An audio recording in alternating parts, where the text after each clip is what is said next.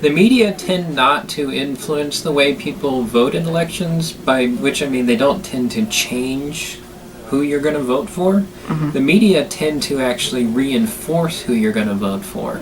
So, for example, in the last election, if somebody was definitely going to vote for Barack Obama, the media didn't really have an effect on them.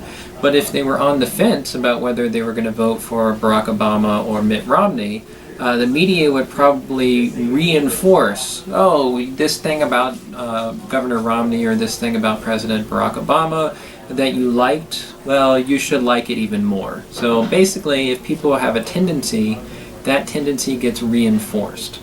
Very rarely are people actually on the fence, and so the media tend not to actually sway people. It's more just, this is where I was already headed, this makes me much stronger in that direction. Oh yes, definitely. The media definitely talks about issues they think will be interesting to audiences. Sometimes something is so important that they don't really have a choice but to cover it, so a terrorist attack or something like that.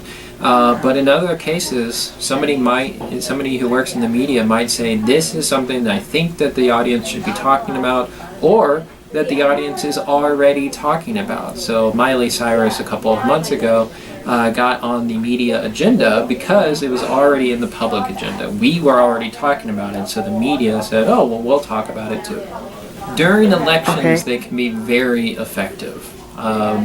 Candidates use them very well. President Obama used them very well. He got people to follow him. He sent out personal messages, or somebody on his campaign pretending to be him sent out personal messages. And so it really felt like he was talking directly to voters. So they were much more likely to go out and vote because they felt that personal connection.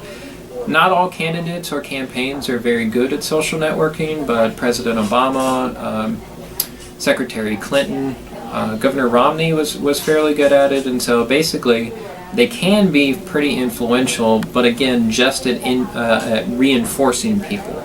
If somebody was already going to vote for Barack Obama, him talking to them on Twitter just convinces them to actually go out and do it. It doesn't change their opinion.